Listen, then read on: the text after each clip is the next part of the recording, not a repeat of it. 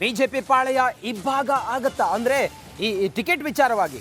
ಅಂದ್ರೆ ಬಹಳ ಜನ ಹೇಳ್ತಾ ಇದ್ದಾರೆ ಸಿಟ್ಟಿಂಗ್ ಎಂಪಿಗಳಿಗೆ ಟಿಕೆಟ್ ಅನ್ನ ಕೊಡಿ ಅಂತ ಹೇಳಿ, ಆದ್ರೆ ಕೆಲವರು ಮಾತ್ರ ಹೊಸ ಮುಖಗಳಿಗೆ ಇಲ್ಲಿ ಆದ್ಯತೆ ಕೊಡಿ ಅಂತ ಹೇಳ್ತಾ ಇದ್ದಾರೆ. ವಿಜಯೇಂದ್ರ ಸಮ್ಮುಖದಲ್ಲೇ ಬಿಜೆಪಿಯ ಬೀದರ್ ಮುಖಂಡರು ವಾಗ್ವಾದಕ್ಕಿಳಿದಿದ್ದಾರೆ. ರಿಪಬ್ಲಿಕ್ ಕನ್ನಡದಲ್ಲಿ ಬಿಜೆಪಿ ಮೀಟಿಂಗ್ನ ಎಕ್ಸ್ಕ್ಲೂಸಿವ್ ಮಾಹಿತಿ. ಕೇಂದ್ರ ಸಚಿವ ಭಗವಂತ ಖೂಬಾ ಸ್ಪರ್ಧೆಗೆ ಬಿಜೆಪಿ ಪಾಳೆಯದಲ್ಲೇ ಅಪಸ್ವರ ಇದೆ. ಕೇಂದ್ರ ಸಚಿವ ಭಗವಂತ ಖೂಬಾಗೆ ಭಾರೀ ಮುಖಭಂಗ. ಲೋಕಸಭಾ ಚುನಾವಣೆಯಲ್ಲಿ ಭಗವಂತ ಖೂಬಾಗೆ ಟಿಕೆಟ್ ಕೊಡಬೇಡಿ, ಟಿಕೆಟ್ ಕೊಟ್ರೆ ನಾವು ಕೆಲಸ ಮಾಡೋದಿಲ್ಲ ಅಂತೇಳಿ ಕಾರ್ಯಕರ್ತರು ಹೇಳ್ತಾ ಇದ್ದಾರೆ. ಬೀದರ್ ಲೋಕಸಭಾ ಕ್ಷೇತ್ರದ ಅಭ್ಯರ್ಥಿ ಅಭಿಪ್ರಾಯವನ್ನ ಸಂಗ್ರಹ ಮಾಡಿದ್ದಾರೆ ವಿಜಯೇಂದ್ರ. ಈ ವೇಳೆ 8 ವಿಧಾನಸಭಾ ಕ್ಷೇತ್ರಗಳ ಮುಖಂಡರಿಂದ ವಿರೋಧ ಇದೆ ಭಗವಂತ ಖೂಬಾ ಅವರ ಟಿಕೆಟ್ಗೆ. ಸಭೆಯಲ್ಲಿ ವಿರೋಧವನ್ನ ವ್ಯಕ್ತಪಡಿಸ್ತಾ ಇದ್ದಂತೆ ಭಗವಂತ ಖೂಬಾ ಹೊರ ನಡೆದಿದ್ದಾರೆ. ನೋಡಿ, ನಾನು ಆಗ್ಲೇ ಹೇಳಿದೆ, ಟಿಕೆಟ್ ಕೊಡೋ ವಿಚಾರದಲ್ಲಿ ಬೀದರ್ನಲ್ಲಂತೂ ಒಂದು ರೀತಿಯಲ್ಲಿ ಬೆಂಕಿಯ ಜ್ವಾಲೆ ಆಗಿದೆ. ಭಗವಂತ ಖೂಬಾ ಅವರು ಶಾಸಕರ ಜೊತೆಯಲ್ಲಿಯೇ ವಿರೋಧವನ್ನ ಕಟ್ಕೊಂಡಿದ್ದಾರೆ. ಶಾಸಕರ ಜೊತೆಯಲ್ಲಿ ಅವರು ಟಗ್ ಆಫ್ ವಾರ್ ಫೈಟ್ ಇದೆ ಅವರಿಗೆ. ಹೀಗಾಗಿ ಯಾವುದೇ ಕಾರಣಕ್ಕೂ ಕೂಡ ಭಗವಂತ ಖೂಬಾಗೆ ಟಿಕೆಟ್ ಕೊಡಬಾರ್ದು, ಕೊಟ್ಟರು ನಾವು ಕೆಲಸ ಮಾಡೋದಿಲ್ಲ ಅನ್ನೋದನ್ನ ಯಾವಾಗ ಹೇಳ್ತಾ ಇದ್ರು ಕಾರ್ಯಕರ್ತರು ಬಹಳ ಸೀರಿಯಸ್ ಆಗಿ ವಿಜಯೇಂದ್ರ ಅದನ್ನ ಪರಿಗಣಿಸಿದ್ದಾರೆ. ಅದರ ಜೊತೆಗೆ ಭಗವಂತ ಖೂಬಾ ವಿಜಯೇಂದ್ರ ನೇತೃತ್ವದಲ್ಲಿ ನಡೀತಾ ಇದ್ದಂತ ಮೀಟಿಂಗ್ ನಿಂದ ಹೊರಟೋಗಿದ್ದಾರೆ.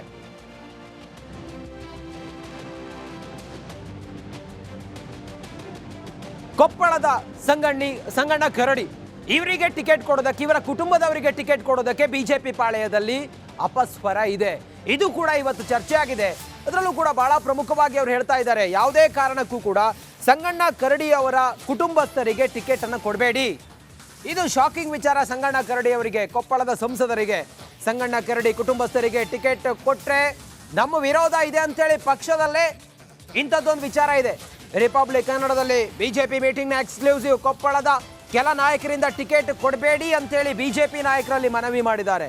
ಹೊಸಬರಿಗೆ ಅವಕಾಶವನ್ನ ಮಾಡಿಕೊಡುವಂತೆ ಒತ್ತಾಯವನ್ನ ಮಾಡ್ತಾ ಇದ್ದಾರೆ.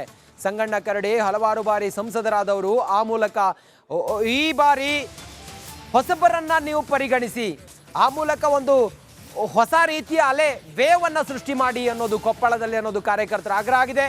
ಆ ನಿಟ್ಟಿನಲ್ಲಿ ಹೈಕಮಾಂಡ್ ಮಟ್ಟದಲ್ಲೂ ಕೂಡ ಈ ಮನವಿಯನ್ನ ಪ್ರಸ್ತಾಪ ಮಾಡಿದ್ದಾರೆ.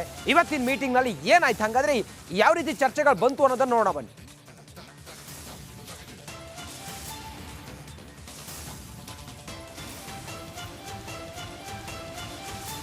ಇನ್ನಷ್ಟು ಮಾಹಿತಿಯೊಂದಿಗೆ ನಮ್ಮ ರಿಪೋರ್ಟರ್ ಸುರೇಶ್ ಈಗ ಲೈವ್ ಕನೆಕ್ಟ್ ಆಗಿದ್ದಾರೆ. ಸುರೇಶ್, ಭಗವಂತ ಖೂಬಾ ಅವರಿಗೆ ಟಿಕೆಟ್ ಕೊಡಲೇಬಾರ್ದು ಅನ್ನೋದು ಇವತ್ತಿನ ಮೀಟಿಂಗ್ ಅಲ್ಲಿ ಖಡಕ್ ಆಗಿ ಹೇಳಿದ್ದಾರೆ ಕಾರ್ಯಕರ್ತರು.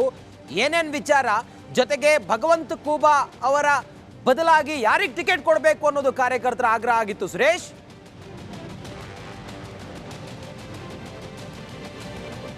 ಎಸ್ ರಂಜಿತ್, ಮುಂದಿನ ಲೋಕಸಭಾ ಚುನಾವಣೆಗೆ ಸಂಬಂಧಪಟ್ಟಂತೆ ಈಗಾಗಲೇ ಏನು ಆಕಾಂಕ್ಷಿಗಳ ಸಂಬಂಧಪಟ್ಟಂತೆ ಅಭಿಪ್ರಾಯ ಸಂಗ್ರಹ ಸಭೆ ಇವತ್ತು BJP-ಯಿಂದ ನಡೆದಿರತಕ್ಕಂಥದ್ದು. ಅದರಲ್ಲಿ ಏನು ಪ್ರಮುಖವಾಗಿ ಕೇಂದ್ರ ಸಚಿವರಾದಂತಹ ಭಗವಂತ ಖೂಬಾ ಅವರಿಗೆ ಇವತ್ತಿನ ಸಭೆಯಲ್ಲಿ ಮುಂದಿನ ಸ್ಪರ್ಧೆಗೆ ವಿರೋಧ ವ್ಯಕ್ತ ಆಗಿರ್ತಕ್ಕಂಥದ್ದು ಭಾಳ ಆಶ್ಚರ್ಯ ತಂದಿರತಕ್ಕಂಥದ್ದು. ಸೊ ಈ ಮೂಲಕ ಇವತ್ತು ಸುಮಾರು 12 ಗಂಟೆ ಸುಮಾರಲ್ಲಿ ನಡೆದಂತಹ ಒಂದು ಸಭೆಯಲ್ಲಿ ಒಂದು ವಿಚಾರ ಹೊರಬೀಳುತ್ತೆ.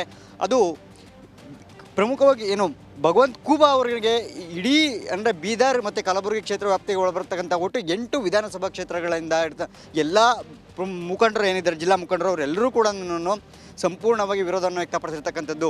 ಶಾಸಕರ ಜೊತೆ ಸಂಬಂಧ ಅಳಿಸಿದೆ, ಇವರು ನಮಗೆ ಕೇಂದ್ರ ಅಂದರೆ ಯಾವುದೇ ರೀತಿಯಲ್ಲೂ ಕೂಡ ಇವರಿಂದ ಸ್ಪಂದನೆ ಇಲ್ಲ. ಕಳೆದ 5 ವರ್ಷಗಳಿಂದನೂ ಕೂಡ ಸಂಸದರಾದ ಬಳಿಕ ಯಾವುದೇ ರೀತಿಯ ಸ್ಪಂದನೆ ಇಲ್ಲ ಸಕಾರಾತ್ಮಕವಾಗಿ. ಜೊತೆಗೆ ಇವರದ ಏನು ಅವರ ಧೋರಣೆ ಮತ್ತು ಅವರ ಒಂದು ಏನು ಅವರ ನಿರ್ಧಾರಗಳು ಎಲ್ಲವೂ ಕೂಡ ನಮ್ಮ ಸ್ಥಳೀಯ ಶಾಸಕರು, ಸ್ಥಳೀಯ ಮುಖಂಡರಿಗೆ ವಿರುದ್ಧವಾಗಿಯೇ ಇದೆ. ಸೊ ಹೀಗಾಗಿ ಯಾವುದೇ ಕಾರಣಕ್ಕೂ ಕೂಡ ಭಗವಂತ ಖೂಬಾ ಅವರಿಗೆ ಕೊಡಬಾರ್ದು ಅಂತ ಹೇಳಿ ಇವತ್ತು ಒಕ್ಕೊರಲಿನಿಂದ ಧ್ವನಿ ಎದ್ದಿರ್ತಕ್ಕಂಥದ್ದು. ಅದರಲ್ಲಿ ಪ್ರಮುಖವಾಗಿ ಪ್ರಭು ಚೌಹಾಣ್ ಏನಿದ್ದಾರೆ, ಪ್ರಭು ಚೌಹಾಣ್ ಅವರು ಈ ಹಿಂದಿನಿಂದಲೂ ಕೂಡ ಏನು ಭಗವಂತ ಖೂಬಾ ಅವರ ಜೊತೆ ರಾಜಕೀಯವಾಗಿ ಒಂದಷ್ಟು ವೈಮನಸ್ಸು ಹೊಂದಿರತಕ್ಕಂಥವ್ರು. ಸೊ ಇವತ್ತು ಕೂಡ ಮೊದಲನೇ ಬಾರಿ ಚರ್ಚೆ ಮಾಡಿ ಭಗವಂತ ಖೂಬಾ ಅವರ ವಿರುದ್ಧ ಮಾತನಾಡಿದರಲ್ಲಿ ಪ್ರಮುಖರಲ್ಲಿ ಮೊದಲಿಗರು ಪ್ರಭು ಚೌಹಾಣ್. ಸೊ ಅವರು ಪ್ರಸ್ತಾಪ ಮಾಡಿದ ನಂತರ ಅವರ ಪ್ರಸ್ತಾಪಕ್ಕೆ ಎಲ್ಲರೂ ಕೂಡ ಒಮ್ಮತವನ್ನು ಸೂಚಿಸಿ ಅವರ ಆಕ್ಷೇಪಕ್ಕೆ ಸಹಮತವನ್ನು ಸೂಚಿಸ್ತಾರೆ. ಸೊ ಈ ಮೂಲಕ ಭಗವಂತ ಖೂಬಾ ಅವರಿಗೆ ಸಂಪೂರ್ಣವಾದಂಥ ವಿರೋಧ ವ್ಯಕ್ತವಾಗಿದೆ.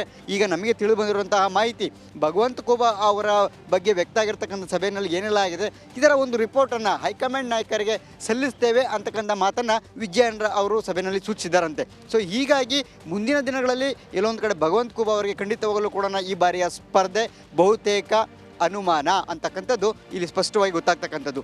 ಮತ್ತೊಂದು ಕಡೆ ಕೊಪ್ಪಳದಿಂದ ಕರಡಿ ಸಂಗಣ್ಣ ಅವರೇನಿದ್ದಾರೆ, ಕರಡಿ ಸಂಗಣ್ಣ ಅವರು ಹಾಲಿ ಸಂಸದರು, ಅವರು ಈ ಬಾರಿ ಏನು ತಮ್ಮ ಪುತ್ರನಿಗೆ ಅಂದರೆ ತಮ್ಮ ಪುತ್ರ ಅಥವಾ ಅವ್ರ ಕುಟುಂಬಸ್ಥರಿಗೆ ಟಿಕೆಟನ್ನು ಕೊಡಿಸ್ಬೇಕು ಅಂತಕ್ಕಂತಹ ಒಂದು ನಿಟ್ಟಿನಲ್ಲಿ ಓಡಾಡ್ತಾ ಇದ್ದಾರೆ. ಆದರೆ ಇದಕ್ಕೂ ಕೂಡ ವಿರೋಧ ವ್ಯಕ್ತ ಆಗಿರ್ತಕ್ಕಂಥದ್ದು. ಏಕೆಂದರೆ ಹೊಸ ಮುಖಗಳಿಗೆ ಹೊಸಬರಿಗೆ ಕೊಡಿ, ಆದರೆ ಕುಟುಂಬ ರಾಜಕಾರಣ ಬೇಡ ಅಂತಕ್ಕಂತಹ ಒಂದು ಅಭಿಪ್ರಾಯಗಳು ಇವತ್ತು ಸಭೆಯಲ್ಲಿ ವ್ಯಕ್ತ ಆಗಿರ್ತಕ್ಕಂಥದ್ದು. ಸೊ ಒಟ್ಟಾರೆಯಾಗಿ ಈ ಪ್ರಮುಖ ಇವತ್ತಿನ ಒಂದು ಸಭೆ ಏನು 3 ಕ್ಲಸ್ಟರ್ಗಳ ಸಭೆ ನಡೀತು, ಆ 3 ಕ್ಲಸ್ಟರ್ಗಳ ಸಭೆಯಲ್ಲಿ ಇವತ್ತಿನ ಹೈಲೈಟ್ಸ್ ಪ್ರಮುಖವಾಗಿ ಇಬ್ಬರು ಕರಡಿ ಸಂಗಣ್ಣ ಮತ್ತೊಬ್ಬರು ಭಗವಂತ ಖೂಬಾ. ಸೊ ಇವರಿಬ್ಬರ ವಿರೋಧದ ಮಧ್ಯೆ ವಿಜಯೇಂದ್ರ ಅವರು ಒಂದು ರೀತಿಯಲ್ಲಿ ಅಂದರೆ ಎಲ್ಲರನ್ನು ಕೂಡ ಬ್ಯಾಲೆನ್ಸ್ ಮಾಡುವ ನಿಟ್ಟಿನಲ್ಲಿ ಈ ವಿಚಾರವನ್ನು ಹೈಕಮಾಂಡ್ ನಾಯಕರ ತೀರ್ಮಾನಕ್ಕೆ ಬಿಡೋಣ, ಈ ಸಭೆಯಲ್ಲಿ ಆಗಿರ್ತಕ್ಕಂಥದ್ದನ್ನು ಇಲ್ಲಿಗೆ ಬಿಡೋಣ, ಪಕ್ಷಕ್ಕೆ ಯಾರೇ ಆದರೂ ಕೂಡ ಅಭ್ಯರ್ಥಿ ಆಗಲಿ ಅದನ್ನು ಹೈಕಮಾಂಡ್ ನಿರ್ಧಾರ ಮಾಡುತ್ತೆ, ನಿಮ್ಮ ಎಲ್ಲರ ಒಂದು ಅಭಿಪ್ರಾಯ ಏನಿದೆ ಅದರ ಒಂದು ರಿಪೋರ್ಟನ್ನು ನಾವು ಖಂಡಿತವಾಗಲೂ ಹೈಕಮಾಂಡ್ಗೆ ಕಳಿಸ್ಕೊಡ್ತೇವೆ, ನಿಮ್ಮೆಲ್ಲರ ಅಭಿಪ್ರಾಯವನ್ನು ಕೂಡ ನಾವು ಸಂಗ್ರಹಿಸಿದ್ದೇವೆ. ಆದರೆ ಹೈಕಮಾಂಡ್ ಯಾರೇ ಅಭ್ಯರ್ಥಿಯನ್ನಾಗಲಿ ಮಾಡಲಿ, ಅಭ್ಯರ್ಥಿಯನ್ನಾಗಿ ಘೋಷಿಸಿದ್ರು ಕೂಡ ಅವರ ಪರವಾಗಿ ಎಲ್ಲರೂ ಕೂಡ ಕೆಲಸ ಮಾಡೋಣ ಅಂತಕ್ಕಂತಹ ಸಲಹೆಗಳನ್ನು ಇವತ್ತು ವಿಜಯೇಂದ್ರ ಸೇರಿದಂತೆ ಹಿರಿಯ ನಾಯಕರು ಕೊಟ್ಟಿರ್ತಕ್ಕಂಥದ್ದು. ಒಟ್ಟಾರೆಯಾಗಿ ಮುಂದಿನ ದಿನಗಳಲ್ಲಿ ಅಂದರೆ ಫೆಬ್ರವರಿ ಮೊದಲ ವಾರದ ಒಳಗಡೆಗೆ ಅಭ್ಯರ್ಥಿಗಳ ಘೋಷಣೆಗೆ ಬಿಜೆಪಿ ಸಂಪೂರ್ಣವಾಗಿ ಸಿದ್ಧತೆಗಳನ್ನು ಮುಗಿಸುತ್ತೆ ಅಂತಕ್ಕಂಥದ್ದು ಇವತ್ತಿನ ಸಭೆಯಲ್ಲಿ ತಿಳಿದು ಬಂದಿರತಕ್ಕಂತಹ ಒಂದು ಇನ್ಫಾರ್ಮೇಷನ್. ಸೊ ಇದೆಲ್ಲವನ್ನು ನೋಡಿದ್ರೆ ಮುಂದಿನ ದಿನಗಳಲ್ಲಿ ಅಂದರೆ ಫೆಬ್ರವರಿ ಒಳಗಡೆಗೆ ಈ ಸಂಪೂರ್ಣ ಯಾರೆಲ್ಲ ವಿರೋಧ ಇದೆ, ಯಾರಿಗೆ ಎಷ್ಟು ಜನರಿಗೆ ಸೀಟ್ ಸಿಗುತ್ತೆ, ಹಾಲಿ ಯಾವೆಲ್ಲ ಸಂಸದರಿಗೆ ಟಿಕೆಟ್ಗಳು ಮಿಸ್ ಆಗುತ್ತೆ, ಹೊಸ ಮುಖಗಳು ಯಾರೆಲ್ಲ ಬರ್ತಾರೆ ಅಂತಕ್ಕಂತಹ ಒಂದು ಕ್ಲಿಯರ್ ಪಿಕ್ಚರ್, ಅಂತಿಮ ಒಂದು ಪಿಕ್ಚರ್ ಏನಿದೆ ಅದು ಫೆಬ್ರವರಿ ಮೊದಲ ವಾರದ ಒಳಗಡೆಗೆ ಸಿಗುತ್ತೆ ನಮಗೆ ಅಂತಲೇ ಹೇಳ್ಬೋದು. Ranjith. Okay Suresh, thank you ನಿಮ್ಮೆಲ್ಲ ಮಾಹಿತಿಗಾಗಿ.